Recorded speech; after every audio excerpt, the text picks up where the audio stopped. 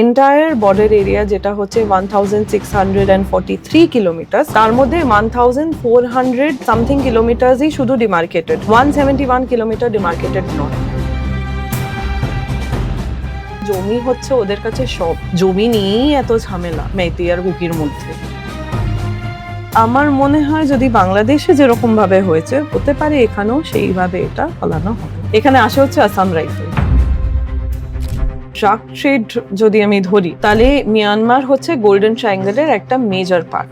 আর Myanmar এখন হচ্ছে largest যে প্রডিউস করে হচ্ছে ওপিয়াম, যেটা থ্রুতে হিরোইন তৈরি হয়। মণিপুর যদি দেখেন, মণিপুর হচ্ছে এখানকার হিরোইনের ক্যাপিটাল। ওরা চাইছে না কি ফ্রি মুভমেন্ট রেজিম বন্ধ হোক, ওরা চাইছে না কোনো বর্ডার পিলার এস্টাবলিশড হোক। কারণ মিজোরাম গভর্নমেন্ট আমি জানি, নাগাল্যান্ড আমি জানি, অরুণাচল প্রদেশ আমি জানি, ওরা খুব একটা মত নেই। শুধু মণিপুরের মত আছে। ওখানে না কাজের ব্যবস্থা আছে, না কোনো স্কুলের ব্যবস্থা আছে, ওখানে কিছুই তো নেই, এমন যুদ্ধ চলছে। মেজর গভর্নমেন্ট যেটা ফর্ম হয়েছে, ওদের কাছে সব টেরিটরি ওদের হাতে এখনো নেই। কি এখানে এসে ওরা যা পাচ্ছে সব বাজে, ওখানে যা ছিল ভালো ছিল, এখানে ওরা কিচ্ছু পাচ্ছে না, বা এখানে ওদেরকে যা প্রমিস করা হচ্ছে সেটা দেওয়া হচ্ছে না। এই যে এই ছোট্ট ছোট্ট জিনিস বলে বলে কি লোকেদেরকে কনফিউজ করে, এটা প্রচন্ড ভাবে আমি দেখেছি। এই যদি লক্ষ্য স্টেট আর সেন্টারের এক হয়, তাহলে লোকেদেরকে বোঝানো এতটা সমস্যাজনক হয় না। অ্যাক্টিস্ট পলিসির যেটা লক্ষ্য, সেটাই হচ্ছে কানেক্টিভিটি বাড়ানো, কমার্স বাড়ানো আর কালচার বানানো। তাহলে ইন্ডিয়া প্রত্যেকটা স্টেপ কিন্তু নিচ্ছে সিকিউরিটির পার্সপেক্টিভে। আমার মনে হয় ভারত আর বাংলাদেশের যদি বর্ডারটা দেখি, ভারত আর বাংলাদেশের বর্ডারটা কিন্তু পোরাস। ইন্ডিয়া মিয়ানমার দেখলেও ইন্ডিয়া মিয়ানমার পোরাস, কিন্তু ইন্ডিয়া মিয়ানমারে এই ফ্রি মুভমেন্ট রেজিমটা রয়েছে, যেটা বাংলাদেশ ইন্ডিয়ার মধ্যে কিন্তু নেই, যার জন্য এই জায়গাটা নিয়ে সমস্যা হওয়ার চান্স খুব আছে। তাই জন্য ইন্ডিয়ান গভর্নমেন্টকে কমিউনিটি অ্যাওয়ারনেস খুব করতেই হবে, আর ইন্ডিয়ান গভর্নমেন্ট আমি শিওর এটা করবে।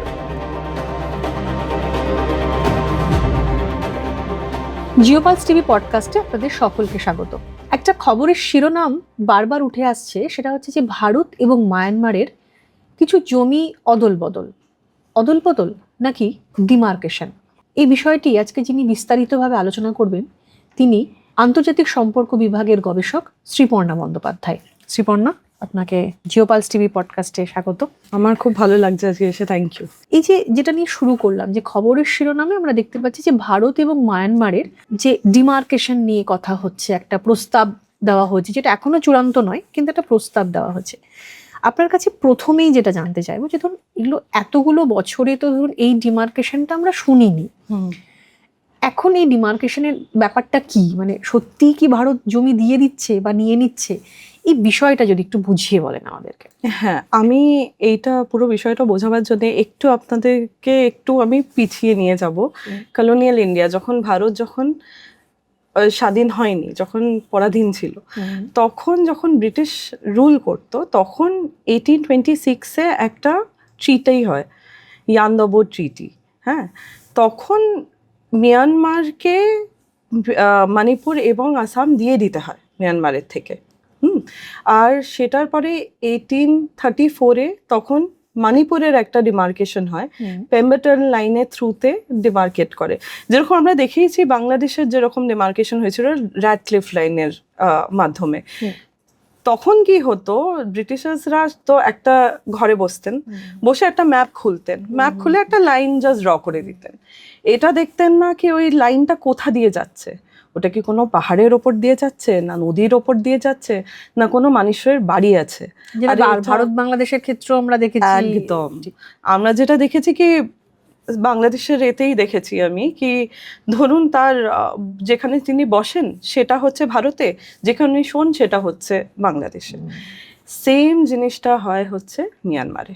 যখন পেম্বারটন লাইনটা ড্র করা হয়, তখন কিছু কমিউনিটিজের ওপর দিয়ে ড্র করা হয়, যাদের এবার মণিপুরের যে ওই অঞ্চলে যে কমিউনিটি, যেটা কুকি, মিজো, চিন, জো কমিউনিটি, ওরা হচ্ছে প্রচণ্ডভাবে এক, মানে ওদের মানে ফ্যামিলিয়াল কানেকশনটা প্রচন্ড বেশি, ইউনিটি রয়েছে, ফ্যামিলি কানেকশন রয়েছে, এথনিসিটি রয়েছে, সেম ল্যাঙ্গুয়েজ রয়েছে।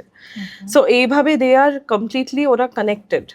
সো যার জন্যে এই লাইনটা যখন ড্র করে দেওয়া হয়, না দেখে কি এখানে কারা বাস করে বা কোন কোন জায়গার থেকে বাস করছে, তখন একটা অসুবিধের সৃষ্টি হয় পরের দিকে। ওকে যখন ওরা লাইনটা টেনে নিয়েছেন, তারপরে তো ন্যাচারালি লোকেরা যেরকম ভাবে থাকছিল ওরা থাকছেন।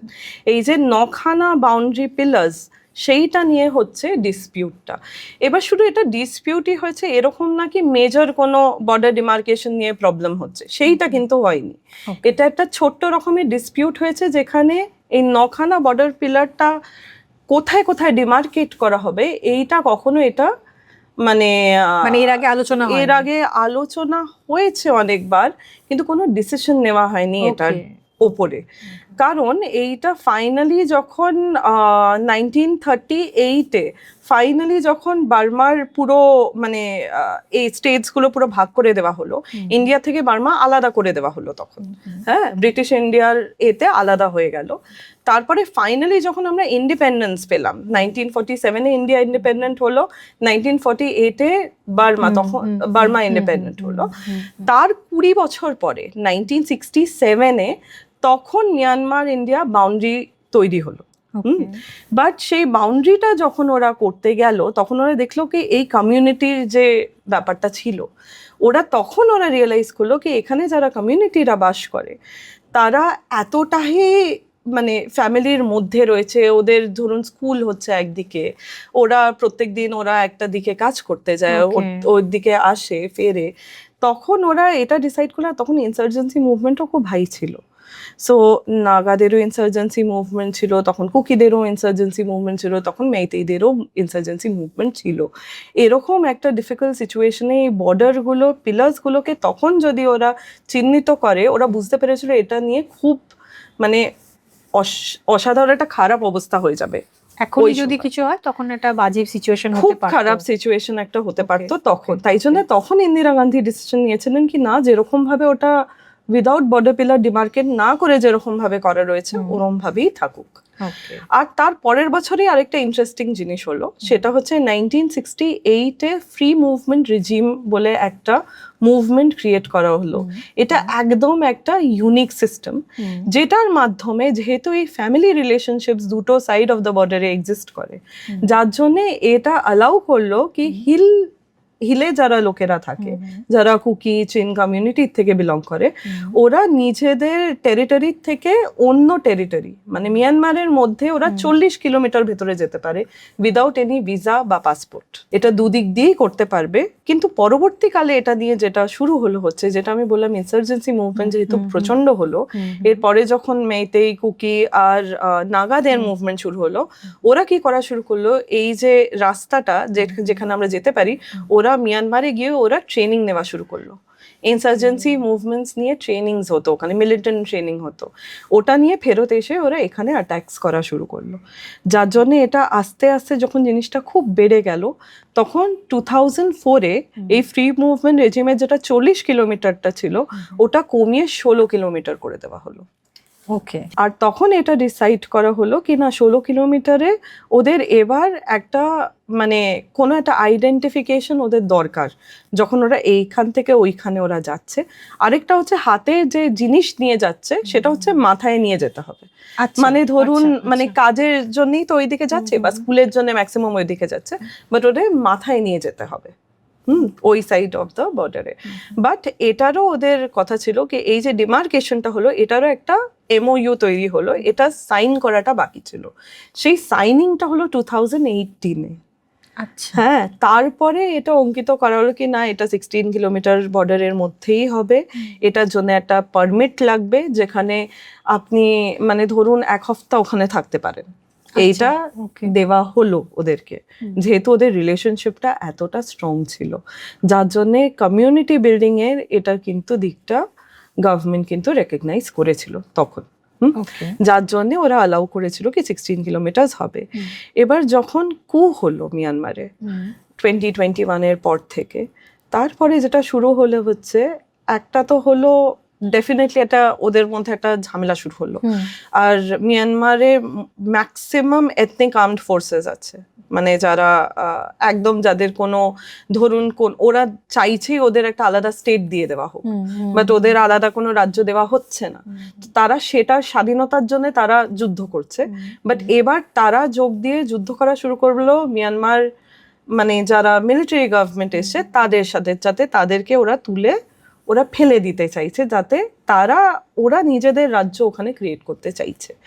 এইটা যখন শুরু করা হলো তখন আরো বেশি, যেহেতু কোনো আইন আর শৃঙ্খলা নেই, তাই জন্য ল অর্ডার পুরো মানে প্রচন্ড ডিটোরিয়েট করে গেল ইমিডিয়েটলি, যার জন্য ড্রাগ ট্রাফিকিং বেড়ে গেল, যার জন্য ইনসার্জেন্সি মুভমেন্টে ইন্ডিয়ান গভর্নমেন্ট এইটা ভয় পেতে শুরু করলো কি ইনসার্জেন্সি মুভমেন্টসের আবার যদি ওরা এইখানে এসে এখান থেকে ট্রেনিং নিয়ে ওখানে গিয়ে করছে, বা ইন্ডিয়ার থেকে মিয়ানমারে গিয়ে ওরা সেম কাজটা করছে, মিয়ানমার থেকে এসে ওরা ট্রেনিং নিয়ে ওখানে গিয়ে ওরা যুদ্ধ করছে, প্লাস ইন্ডিয়ান গভর্নমেন্ট এটাও দেখলো কি এরকমও আছে কি ইন্ডিয়ান যারা মিলিটেন্ট গ্রুপস আছে তারাও ওখান থেকে ট্রেনিং নিয়ে এসে এখানে অ্যাটাক করতে পারে আর করছেও। কিছু কিছু জায়গায় ওরা কিছু কিছু ইনস্টান্সেস পেয়েছে যেখানে করতে পারে, এই ব্যাপারটা খুব ক্লিয়ারলি ওরা বুঝতে পারছে। যখন এই সিচুয়েশনটা হতে শুরু করে দিল, তারপর থেকে মিয়ানমার ন্যাশনালসরাও আসা শুরু করে দিল, একটা আলাদা ইলিগাল মুভমেন্ট শুরু হলো, যেখানে ন্যাচারালি ওরা যেহেতু ওখানে থাকতে পারছে না মিয়ানমারে, ওরা ন্যাচারালি এখানে চলে আসা শুরু করলো, যেখানে মিজোরাম, মণিপুর, অরুণাচল প্রদেশ এবং নাগাল্যান্ডে ওরা থাকা শুরু করলো। আর যদি আমি বলি মিজোরাম গভর্নমেন্ট খুব অ্যাকোমোডেটিভ, খুব মানে যেহেতু ওদের এই ফ্যামিলিয়াল টাইটা ভীষণ হাই, মিজো আর চীনের রিলেশনশিপটা খুব স্ট্রং, যার জন্য ওরা অনেক রিফিউজিসদেরকে অ্যালাউ করেছে এখানে ভেতরে এসে থাকার জন্য, যার জন্যে বাট ইন্ডিয়ান গভর্নমেন্ট এটা ভয় পাওয়া শুরু করলো যদি এই মুভমেন্টটা বেড়ে যায় তাহলে তো ইন্ডিয়া সিকিউরিটির কনসার্নসের জন্য এটা নিয়ে একটা প্রশ্ন ঠিক না, একদম। এটা যেহেতু থ্রেটের মাধ্যমে চেঞ্জ হওয়া শুরু করলো, তখন ইন্ডিয়ান গভর্নমেন্ট আস্তে আস্তে ফ্রি মুভমেন্ট রেজিমটাকে বন্ধ করার চেষ্টা করা শুরু করলো। তো 2024-এ এই অ্যানাউন্সমেন্টটা হলো কি ফ্রি মুভমেন্ট রেজিম আমরা আস্তে আস্তে বন্ধ করে দেওয়া হবে।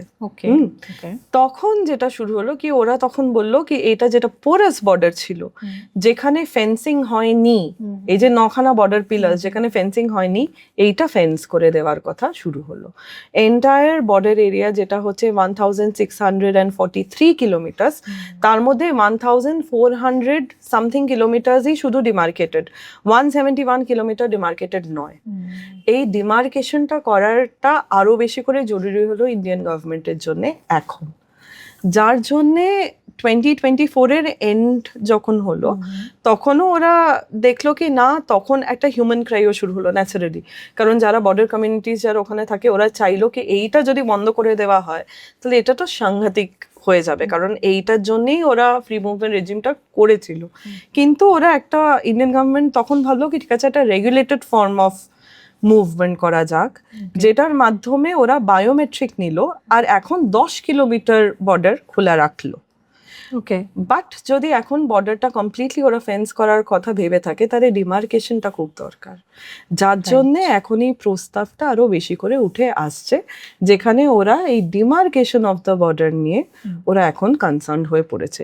এক্ষুনি জমি সোয়াপ হওয়ার কথা ওরা ভাবছে না, জমি অদল বদলের কথা ইমিডিয়েটলি ওরা ভাবছে না, বাট ওরা এই কথাটা ভাবছে কি এই ডিমার্কেশনের ব্যাপারটা, যেহেতু মিয়ানমার গভর্নমেন্টে এখন একজন প্রেসিডেন্ট এসছে আর এখন একটা ডেমোক্রেটিক্যালি যতই এটা নিয়ে মানে আমরা অন্য মন্তব্য করতেই পারি, কিন্তু তাও একটা গভর্নমেন্ট এখন রয়েছে যার সাথে আমরা কথা বলতে পারি। তো তাই জন্যই গভর্নমেন্ট এখন সেই কথাবার্তাটা করছে যাতে এই বাউন্ডারি পিলার্স গুলো অঙ্কিত করা হয়। এই যে ধরুন জমির যে ডিমার্কেশন যদি হয় তাহলে অ্যাকচুয়ালি ধরুন যারা সীমান্তে থাকে সেই সব মানুষগুলোর অ্যাকচুয়ালি লাভ হবে নাকি ক্ষতি হবে? মানে ধরুন এরকম কি কোনো সিচুয়েশন হওয়ার কথা আছে যেখানে ধরুন যে আপনার জমি আমার কাছে চলে এলো, আমার জমি আপনার কাছে চলে, এই সমস্যাটা কি মানে সীমান্তবর্তী মানুষদের সমস্যা হতে পারে বলে আপনি মনে করেন? এইটা যেহেতু আগে এটার একটাই প্রেসিডেন্স আছে, সেটা হচ্ছে ল্যান্ড বাউন্ডারি এগ্রিমেন্ট, যেটা বাংলাদেশের সাথে ইন্ডিয়ার হয়েছিল 2015-এ। তার আগে এরকম কোনো জমি অদল বদল এর আগে কখনো হয়নি। এটার জন্য 3-4টে মানে স্টেপস লাগে এটা হওয়ার আগে। প্রথম হচ্ছে দুটো রাজ্য মিলে বসতে হবে, তাদেরকে একটা এগ্রিমেন্টে আসতে হবে, যেটাকে আমরা বাইল্যাটারাল এগ্রিমেন্ট বলি, দুটো দেশ ঠিক করবে। তারপরে এটা কনস্টিটিউশনে আসবে, যেখানে কনস্টিটিউশনে আর্টিকেল 368 আছে, সেইটার মাধ্যমে এটার অ্যামেন্ডমেন্ট হবে। তারপরে এই বিলটা রাজ্যসভায় যাবে, লোকসভায় যাবে, এই বিলটা তারপরে পাস হবে, তারপরে এটাকে নিয়ে একটা এগ্রিমেন্ট হবে কি এক্স্যাক্টলি কি কি ভাবে এটা ভাগ হবে। যদি আমি ল্যান্ড বাউন্ডারি এগ্রিমেন্টের কথা বলি, যেটা বাংলাদেশের সাথে হয়েছে, সেইখানে যেটা হয়েছিল হচ্ছে ওরা যারা, এটা তো ছিটমহল ছিল, যেটা ভারতের মধ্যে বাংলাদেশের ছিটমহলটা ছিল আর বাংলাদেশে ভারতের ছিটমহল ছিল। সেই সমস্ত ধরুন মিটেও গেছে এখন সেই সব, বাট ওদেরকে যেটা করেছিল, ওদেরকে চয়েস দেওয়া হয়েছিল কি আপনারা এখানে থেকে এই জমিটা কি আপনারা ইন্ডিয়ান সিটিজেনশিপ চান না আপনারা চলে যেতে চান। হ্যাঁ, সো ইন্ডিয়াতে যারা ছিল তারা সবাই ইন্ডিয়ান সিটিজেনশিপ নিয়েছিল, বাংলাদেশ থেকে 900 সামথিং লোক এসেছিল এখানে। সো এই একটা দিক সেটা এখনো করতে পারে, যেটা ওদেরকেই চয়েস ছিল কি যেই মানে জমিটা রয়েছে এইখানে আপনারা কি এখানকার সিটিজেনশিপ নিতে চান না মিয়ানমারের সিটিজেনশিপ নিতে চান। এইটা যদি করে তাহলে তো ওরা বলতে পারবে কিন্তু আমরা এখানকারই সিটিজেনশিপ চাই। কিন্তু যেটা জমির ব্যাপারটা আছে, জমির ব্যাপারে যেটা আমি বাংলাদেশে গিয়ে দেখেছিলাম, ওদেরকে তখন দলিলগুলো দেখাতে হতো। একটা দলিল দেখানোর ব্যাপার ছিল, ওদের নামের দলিল থাকতে হবে। তো সেই সমস্যাটাও আসছিল কি দলিল যদি না থাকে তাহলে ওদেরকে তখন ল্যান্ড সার্ভে হবে, ল্যান্ড পারমিট হবে, তারপরে জমিটা তারপরে আস্তে আস্তে ওটা দেওয়া হবে। কারণ অটোমেটিক্যালি জমি যদি ওদের নামে না থেকে থাকে কোনো দলিল, তাহলে ওটা গভর্নমেন্ট অফ ইন্ডিয়ার জমি হয়ে যাচ্ছে। সেই ব্যাপারটাও ছিল। সো এইটা যদি এখন এইখানে হয় তাহলে আমার মনে হয় যদি বাংলাদেশে যেরকম ভাবে হয়েছে হতে পারে এখানেও সেইভাবে এটা ফলানো হবে। বাট এই প্রসিজারের থ্রুতে যাবে, এটা হঠাৎ করে হবে না। ওকে ওকে, মানে একদিন হঠাৎ করে উঠে এটা হবে না। মানে ধরুন এই যে সীমান্তের মানুষ, মানে কি হয় যখনই ধরুন এই ডিমার্কেশনের কথা চলছে, যেটা আপনি এখন বুঝিয়ে বললেন যেটা ডিমার্কেশন, কিন্তু অনেক সময় যেটা হয় প্রথমেই যেটা সাধারণ মানুষ ভয় পান, আমি সীমান্তবর্তী মানুষদের কথাই বলছি, তাহলে কি জমি অদল বদল হয়ে যাবে, তাহলে কি আমার নাগরিকত্ব চলে যাবে, এইটা যদি একটু আলোকপাত করে। একদম একদম। আর এইটা নিয়ে সত্যি কনসার্ন রয়েছে, কারণ এটা নিয়ে অলরেডি নাগার যে কমিউনিটি তারা অলরেডি এটা নিয়ে বলছে, এখানে যারা মেইতের কমিউনিটি তারাও বলছে, এটা যারা কুকি কমিউনিটি তারাও বলছে, তারা বলেইছে কি এটা আমাদের মানে অ্যানসেস্ট্রাল প্রপার্টি, এটা এখানেই কাউকে আসতে দেওয়া যাবে না। কারণ ওরা জমি হচ্ছে ওদের কাছে সব, জমি নিয়েই এত ঝামেলা মেইতি আর কুকির মধ্যে। সেখানে জমি যদি এরকম ভাবে আনডিমার্কেট করে দেওয়া হয় আর ওরা যদি ভাবে কি জমি নিয়ে নেবে, তাহলে তো ওদের কাছে এটা বিশাল বড় সমস্যা। এই জায়গাটা তো ওরা ছেড়ে দেবে না। কিন্তু যদি আমি গভর্নমেন্ট অফ ইন্ডিয়ার পার্সপেক্টিভ দেখি, ওরা এক্ষুনি জমি কিন্তু নিয়ে নেওয়া বা নেওয়ার কথা এক মুহূর্তের জন্য ওরা বলছে না। ওরা এখন যেটা বলছে কি ওরা যদি বর্ডার পিলার্স গুলোকে অঙ্কিত করতে পারে তাহলে কতটা ফেন্সিং হবে বা বর্ডার ম্যানেজমেন্টটা কিভাবে হবে, এইটা করতে ওদের সুবিধে হবে। এখান থেকে একটা প্রশ্ন, মানে এটা কি আপনার সত্যি হয় যে যদি জমি চেঞ্জ হয়ে যায় সেক্ষেত্রে কি নাগরিকত্ব চেঞ্জ হয়ে যেতে পারে, এভাবে কি নাগরিকত্ব চেঞ্জ হয়ে যায়? এটা ডিপেন্ড করছে ওরা কি মেকানিজমে করছে। এটা যদি ওরা যদি এটা করে কি হ্যাঁ অটোমেটিক্যালি ওই জমিটা যেহেতু আমাদের ছিল আমরা নিয়ে নিচ্ছি, তাহলে তুমি অটোমেটিক্যালি মিয়ানমারের সিটিজেন হয়ে গেলে, যদি সেই টার্মস থাকে তাহলে ওই চেঞ্জ হওয়ার ব্যাপার থাকে। কিন্তু জেনারেলি ওরা চয়েস দেয়, ওরা পুরোপুরি চেঞ্জ করে দেবে না, এটা ওরা করতে পারে না। ওরা এই চয়েসটা সবসময় দেবে কি তুমি কি ইন্ডিয়াতে থাকতে চাও তাহলে তুমি ইন্ডিয়ান নাগরিকতাটা নাও, বা তুমি মিয়ানমারেই ছিলে তুমি মিয়ানমারেই থাকতে চাও তাহলে মিয়ানমারের তুমি সিটিজেনশিপটা নাও। সো এই চয়েসটা ওরা দেবে। এবার সেটা লোকেদের ওপরে ওরা সেইটা নেবে না ওরা সেখান থেকে চলে আসতে চাইবে। যদি চলে আসতে চায় তাহলে মানে আমি বলছি যে মিয়ানমারের দিক থেকে এই দিকে আসতে চায় তাহলে ওদেরকে প্রথমেই রিফিউজি ক্যাম্পসে রাখা হবে। এই সিস্টেমটাই বাংলাদেশেও হয়েছিল, রিফিউজি ক্যাম্পসে ওরা কিছুদিন থাকবে, থেকে ওদের তারপরে ওদেরকে বলে গভর্নমেন্ট বাড়ি করে দেবে, কিন্তু বেসিক্যালি ফ্ল্যাট সিস্টেমে করে দেয়, তারপরে ওদেরকে ফ্ল্যাট সিস্টেমে থাকতে হয় যদি না এখানে কোনো চেঞ্জ সেইভাবে থাকে। কোনো একজন XYZ তার জমি এখানে বললো বা বাড়ি, তার আত্মীয়র বাড়ি অন্যদিকে হলো, তো এই ধরনের সিচুয়েশন আমরা বাংলাদেশের ক্ষেত্রেও দেখেছি। সেক্ষেত্রে ওখানকার মানুষ, আপনি যেহেতু বাংলাদেশে গেছেন, সেক্ষেত্রে ওখানকার মানুষের জীবনযাত্রা কিভাবে চেঞ্জ হয়? প্রচন্ডভাবে চেঞ্জ হয়ে যায়। কারণ এরকম আমি তো যখন ওদের ইন্টারভিউ নিয়েছিলাম তখন আমি ওদেরকে জিজ্ঞেস করেছিলাম কি আপনারা যে এখানে এসছেন আপনাদের তাহলে ওইখানে যে বাড়িটা ছিল ওটার কি হলো।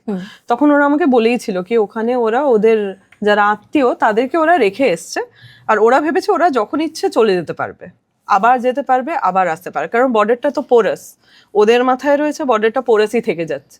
বাট ওরা যেটা বুঝতে পারেনি কি বর্ডারটাকে এবার ওরা মানে করে দিচ্ছে, স্ট্রিনজেন্ট করে দিচ্ছে, আর ওরা চাইলেই চলে যেতে পারবে না, কারণ বর্ডারটা এবার একটা ওরা সীমান্ত যাতে প্রপারলি ওরা নির্দিষ্ট করতে পারুক, তাই জন্যেই তো এই সিস্টেমটা করা।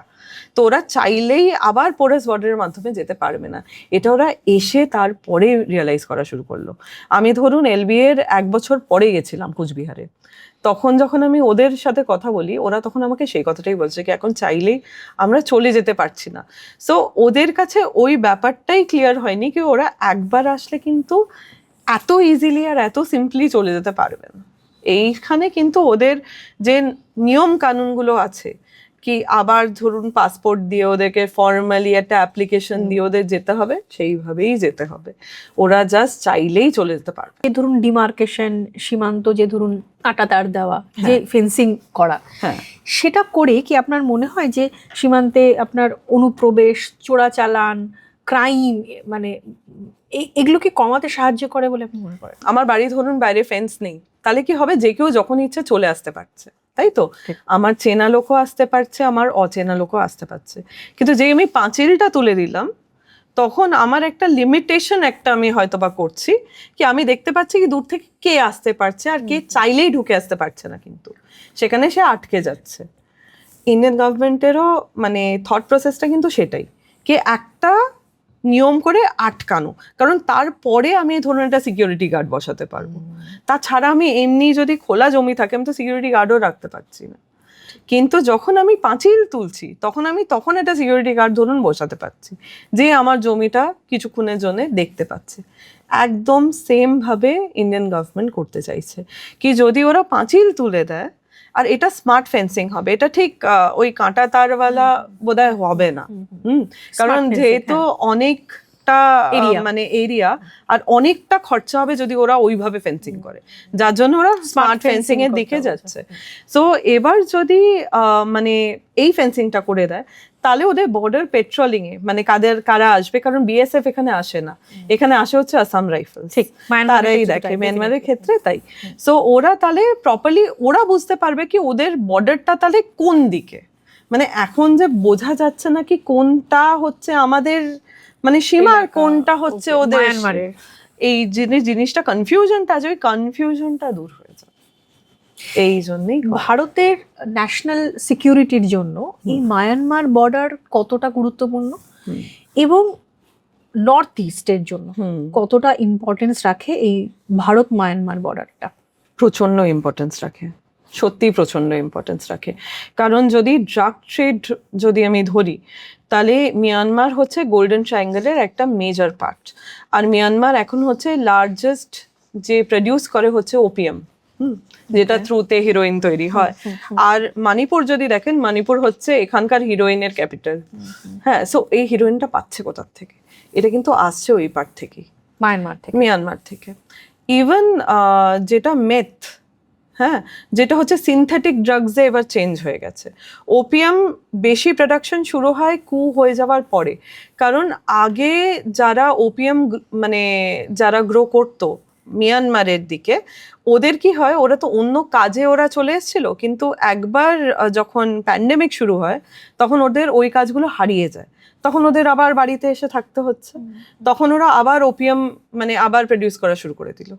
তো তাই জন্য ওপিয়াম প্রোডাকশন প্রচন্ড বেড়ে যায়। আর আরেকটা জিনিস শুরু হয় ওখানে মেথ ল্যাবের প্রোডাকশন, যেটা সিনথেটিক ড্রাগস। সিনথেটিক ড্রাগসে আমাকে বাইরেও চাষও করতে হচ্ছে না, কিছুই করতে হচ্ছে না, আমি একটা সুন্দর আমার একটা ল্যাবরেটরির মধ্যে আমি থাকছি, থেকে আমি আরো বেশি এই মেথ জিনিসগুলোকে আমি আরো বেশি প্রডিউস করছি। সো এইটার থ্রুতে যে ইল্লিগাল যে ব্যাপারটা ওটা এত বেড়ে গেল কি যার মানে কারণে মানে এই যে সিকিউরিটি কনসার্ন যেটা রয়েছে ড্রাগ ট্রাফিকিং এর দিক থেকে, এটা ভীষণ হাই, সত্যিই হাই। অলসো আমি বলবো ইলিগাল ইমিগ্রেশন যেটা বা এই মাইগ্রেশনটা, একটা তো হচ্ছে মাইগ্রেশন, আমি এটা বলবো না যারা মিয়ানমারের থেকে ন্যাশনালসরা এখানে আসছে তাদের সবকিছু আসাটাই ইলিগাল, সেটা কিন্তু নয়, কারণ তারাও খুব অসুবিধাতে পড়েই আসছে, আর তারা যে আসছে তারা ল্যান্ডমাইন্সে বম্বড হয়ে আসছে। মানে এরকম লোকেরা, মিজোরামের লোক বা মণিপুরের লোক এরকম লোকেদেরকেও রেখেছে যাদের হাত পা নেই, যেহেতু ওরা ল্যান্ডমাইন্সের ওপরে ওদের বিছিয়ে দিয়েছে, মানে মিয়ানমারের সাইডে, যারা ওরা এই সাইডে বর্ডার না ক্রস করতে পারে। বাট সেইভাবে ওরা জীবন বাঁচিয়ে ওরা আসছে, কারণ ওখানে ওরা থাকতে পারছে না। ওখানে না কাজের ব্যবস্থা আছে, না কোনো স্কুলের ব্যবস্থা আছে, ওখানে কিছুই তো নেই, এমন যুদ্ধ চলছে সেই দিক থেকে। ধরুন এই যে মায়ানমারের যেটা আপনি বলছেন যে ওখানকার পলিটিক্যাল আনস্টেবিলিটি, গৃহযুদ্ধ আমি যদি বলি আর কি, সেক্ষেত্রে এই যে এখন যে ডিমার্কেশন, এটা অ্যাকচুয়ালি কি ভারত সরকার রিস্ক নিয়ে ফেললো, নাকি this is the high time?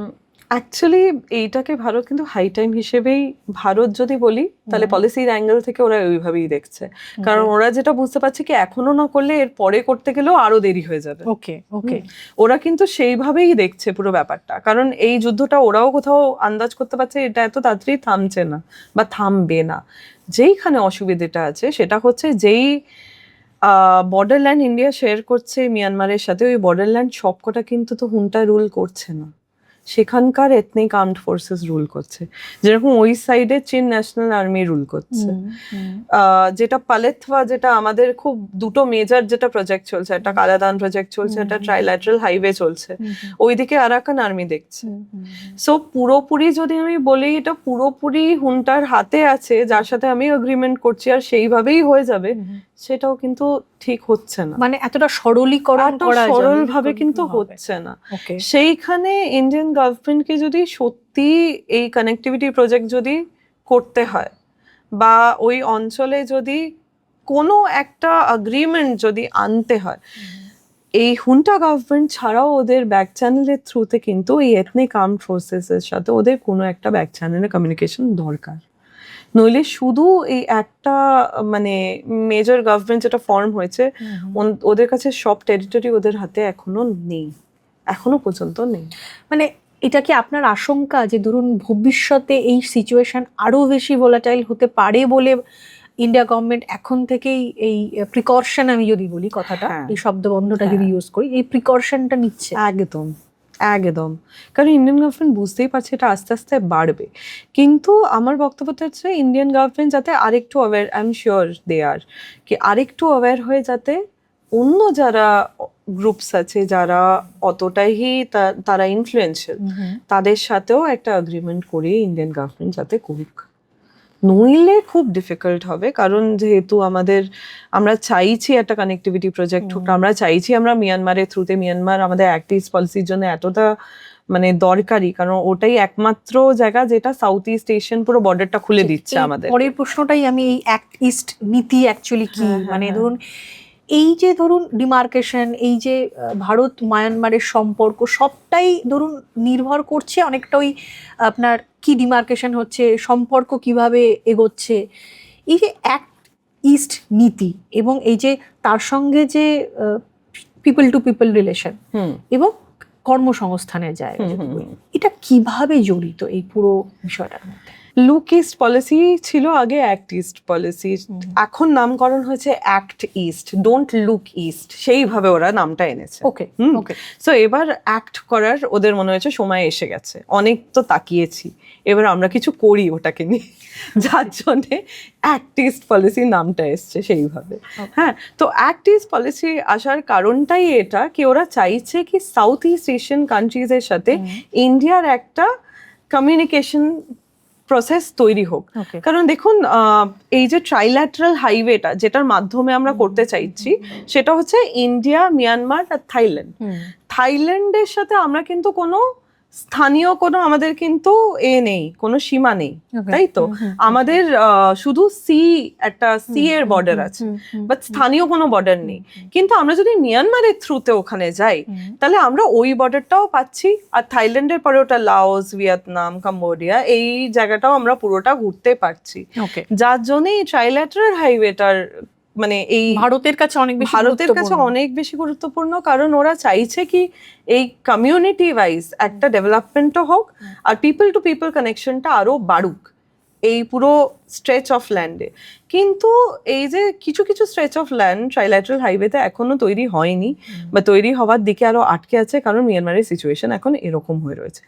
আগেও ডিলে হয়েছে, আমি বলছি না এই লাস্ট 5 বছরেই ডিলে হয়েছে বলেই হচ্ছে না, আগেও হয়েছে, বাট এখন বাকি সমস্যাগুলো যখন মিটে যাচ্ছে এই সমস্যাটা এখনো মিটছে না, যার জন্যে যে ব্রিজেস গুলো তৈরি হবে বা যে এইটুখানি ল্যান্ড যে পোর্শনটা হওয়া বাকি আছে সেইটা হতে পারছে না। আচ্ছা, ধরুন এই যে অ্যাক্ট ইস্ট নীতি যদি ধরুন ফুলফিল হয়ে যায়, যদি একদম পুরোভাবে হয়, তাহলে তো আমার মনে হয় ধরুন মানে এই 3টে জায়গা, মানে শুধু ভারত নয়, আমি বলছি মায়ানমার এবং থাইল্যান্ড, সেক্ষেত্রে তো আমাদের ট্রেড অনেক বেশি উন্নত হবে, আমার কর্মসংস্থানের মানে সম্ভাবনা অনেক বেশি বাড়বে বলে একদম। কি মনে হয় যে ধরুন এই যে নর্থ ইস্ট নিয়ে এত বেশি অভিযোগের জায়গা থাকে, সেক্ষেত্রে এই নীতি যদি সত্যি সত্যি সম্পূর্ণরূপে কাজ করে, তাহলে কি শুধুমাত্র ভারতের লাভ হচ্ছে, নাকি বাদবাকি যে আপনার মানে দেশ তাদেরও মানে কর্মসংস্থান ইকুয়ালি বাড়বে? অ্যাক্টিস্ট পলিসির যেটা লক্ষ্য সেটাই হচ্ছে কানেক্টিভিটি বাড়ানো, কমার্স বাড়ানো আর কালচার বানানো, 3টে সি। হ্যাঁ, ওটাই ওইভাবেই অ্যাক্টিস্ট পলিসিটা তৈরি হয়েছে। আর এটা আরেকটা দিকও এটা দরকারি, কারণ আমরা চাইছি কি আমাদের নর্থ ইস্ট যেটা ল্যান্ডলকড সেটা যাতে খুলে যায় to South East Asian nations, যেটা বাংলাদেশকে বাইপাস করেও কিছুটা যাচ্ছে।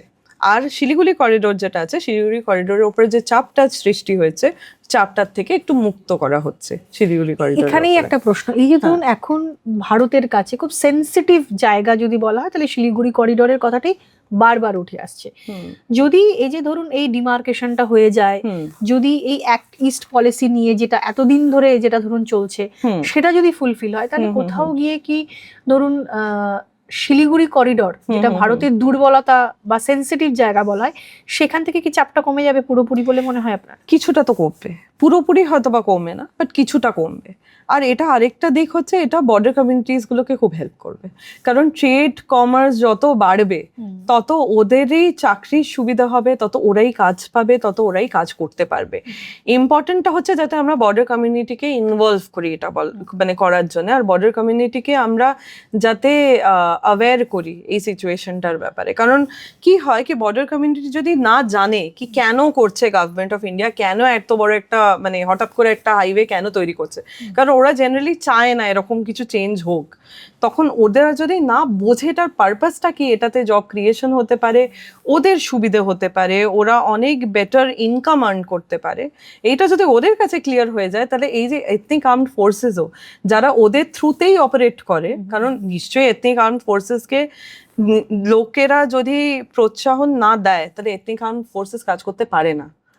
সো ওদেরকে যদি এই ইনফ্লুয়েন্সটা যদি কমাতে হয়, তাহলে আমাদেরকেও বোঝাতে হবে কি কেন এটা দরকার, এটা ওদের জন্যই আনার দরকার, এটা ওরাই লাভবান হবে। এই যে যেটা আপনি বললেন যে বোঝানোটা খুব দরকার, আপনার কি মনে হয় যে এই যে ডিমার্কেশন, এটা অ্যাকচুয়ালি ভারত খুব ডিপ্লোম্যাটিক্যালি করছে, নাকি ওখানকার যে সাধারণ মানুষ রয়েছে, সীমান্তের যারা মানুষ রয়েছে, তাদের সাথে কথা বলেই এই সিদ্ধান্তটা না হয়েছে? এটা আমি আপনাকে প্রশ্ন করছি তার কারণ, যেহেতু আপনার গবেষণার জায়গাটাই মায়ানমার এবং থাইল্যান্ড, তো আপনি আরো বেশি গ্রাউন্ড রিয়েলিটিতে গিয়ে কাজ করছেন, আপনার কি অভিজ্ঞতা? ইন্ডিয়া যদি আমি এখন প্রত্যেকটা স্টেপ যদি আমি দেখি, তাহলে ইন্ডিয়া প্রত্যেকটা স্টেপ কিন্তু নিচ্ছে সিকিউরিটির পার্সপেক্টিভে, ন্যাশনাল সিকিউরিটি, তখন কিন্তু মানে ডিপ্লোম্যাটিক অ্যাঙ্গেলের থ্রুতে দেখছে আর ন্যাশনাল সিকিউরিটির অ্যাঙ্গেলেই দেখছে, তখন এক্ষুনি ও কমিউনিটি বেসড করে কিন্তু ডিসিশন নিচ্ছে না। কিন্তু এইখানে স্পেসিফিক্যালি এই জায়গাটা যেখানে আমরা কথা বলছি, যেহেতু ওটার এতটাই মানে কি বলে রিলেশনশিপটা এতটা স্ট্রং এই কমিউনিটিজের মধ্যে, ইন্ডিয়ান গভর্নমেন্টের কথা বলাটা তাই জন্য খুব দরকার, কারণ ওখানকার যে স্টেট গভর্নমেন্টস তারা কিন্তু এই জিনিসটাকেই অপোজ করছে। ওরা চাইছে না কি ফ্রি মুভমেন্ট রেজিম বন্ধ হোক, ওরা চাইছে না কোনো বর্ডার পিলার এস্টাবলিশড হোক।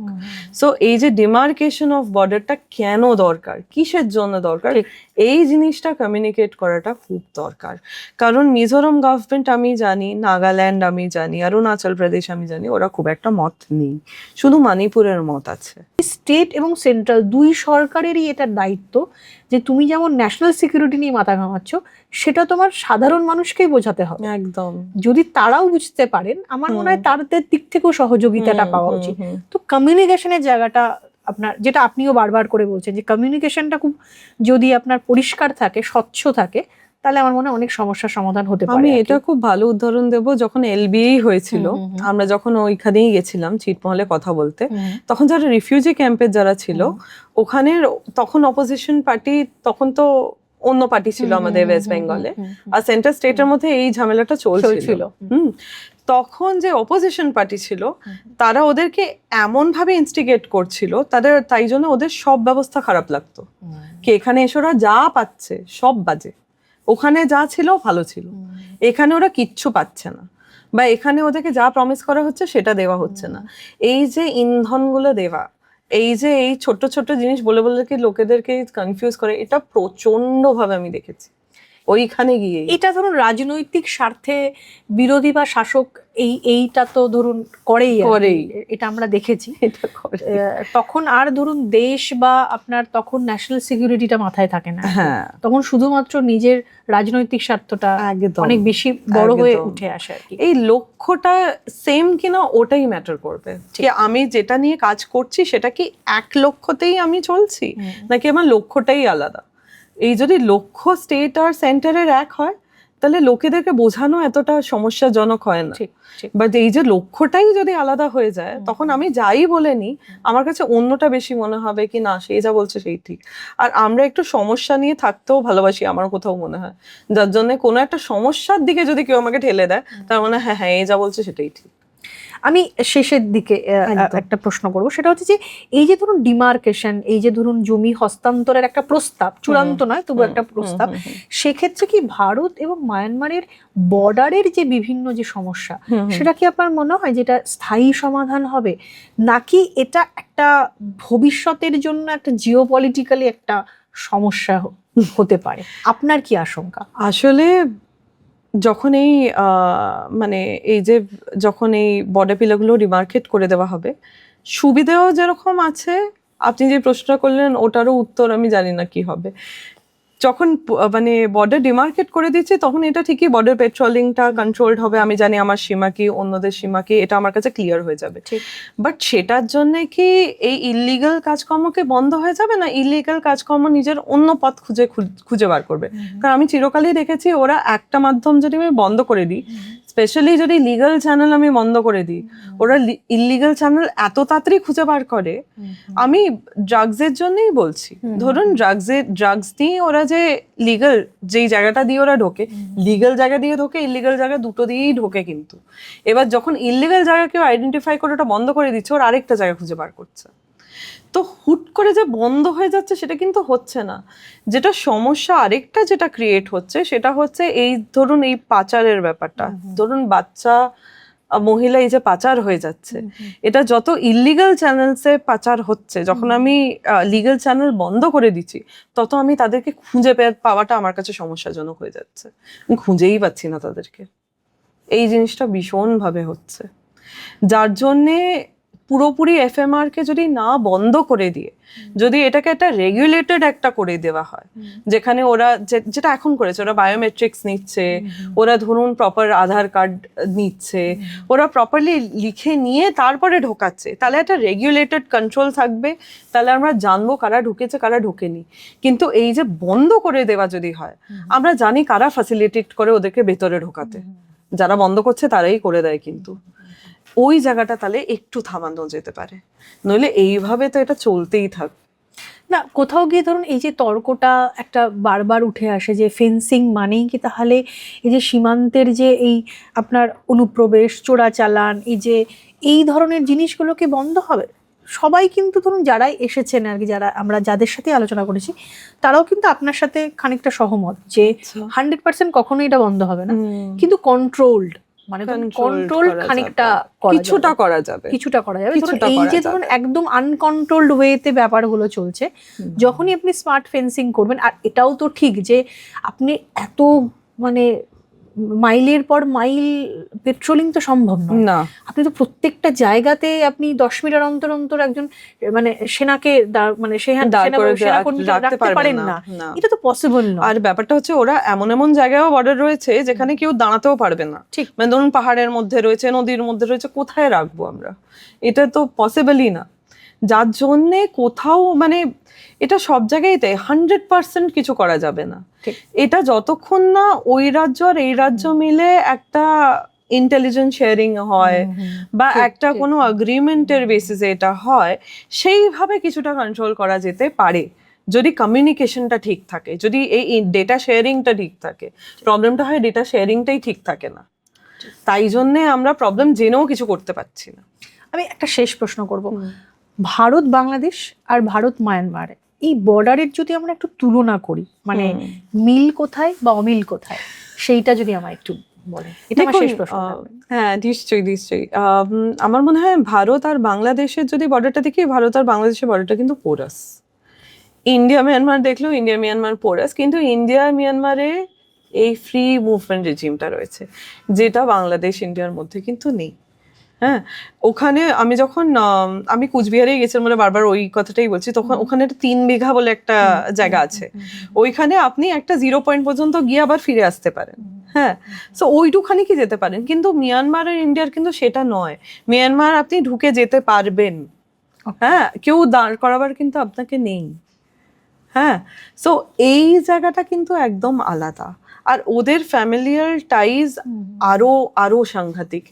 এইটা আমি আপনাকে বলে বোঝাতে পারবো না কতটা সাংঘাতিক, কারণ ওরা বিলিভ করে ও আমার ভাই বা ও আমার ফ্যামিলি, তাই জন্য আমি ওকে জায়গা দেব। সেখানেও একটা আলাদা মানে আইডেন্টিটি কিন্তু নয়। ও জো, ওখানে একটা জো বলে অর্গানাইজেশন আছে যারা নিজেদের জন্য লড়ছে, সব করছে। তাহলে ভাবুন না, একটা ছোট্ট একটা স্টেট যার কোনো ফান্ডিং পাচ্ছে না সেন্টার থেকে, স্টিল তারা এতগুলো লোক রেখেছে। কেন রেখেছে? বিকজ ওরা এইভাবে বিশ্বাস করে কি এটা আমাদের কমিউনিটি, এটা আমার ভাই, এটা আমার বোন, এটা আমার কেউ, তাই জন্য আমি করব। এতটা স্ট্রং ফিলিং, যার জন্যে এই জায়গাটা নিয়ে সমস্যা হওয়ার চান্স খুব আছে। যখন এরা ডিমার্কেট করার পরে যদি এই ল্যান্ড সোয়াপিং এর গল্পটা যদি যায়, তাহলে এটা একটু ঝামেলা হওয়ার চান্স ভালো রকমই আছে, একটু না ভালো রকমই আছে।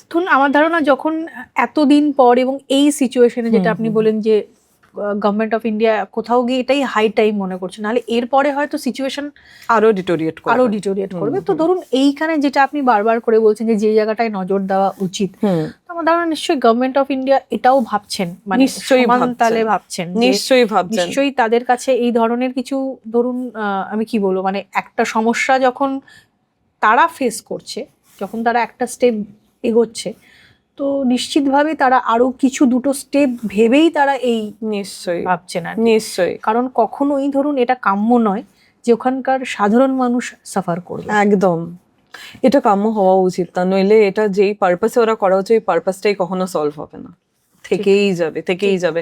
কারণ এটা ওদের কমিউনিটি এই প্রবলেমটা ক্রিয়েট করে দেবে, আর এইটার কোনো সলিউশন কখনো পাওয়া যাবে না। তাই জন্য ইন্ডিয়ান গভর্নমেন্টকে ওই কমিউনিটি অ্যাওয়ারনেস খুব করতেই হবে, আর Indian government I am sure এটা করবে। অনেক ধন্যবাদ এই একটা আলোচনা, কারণ ভারত বাংলাদেশ নিয়ে আমরা অনেক বেশি ধরুন কথা বলি, সীমান্ত নিয়ে কথা বলি, কিন্তু এখন খবরের শিরোনামে ভারত এবং মায়ানমার। তো এই বিষয়টাও একটু বোঝার ছিল যে অ্যাকচুয়ালি জমি অদল বদল হয়ে যাচ্ছে নাকি এটা ডিমার্কেশন হচ্ছে, যেটা আপনি বললেন যেটা একদিনের নয়, এটা খুব স্টেপ বাই স্টেপ ধীরে ধীরে এই প্রসেসটা হবে, এবং যত বেশি ধরুন এগোবে তার সমস্যা আসবে, তার নিশ্চয়ই সমাধানও আসবে। একদম। অনেক ধন্যবাদ Sriparna. Thank you so much, আমার খুব ভালো লাগলো এসে। আই হোপ আমি এবারে বোঝাতে পেরেছি। একদমই তাই। এমনই জিওপলিটিক্যাল আলোচনা শোনার জন্য নজর থাকুক জিও পালস টিভি পডকাস্টে।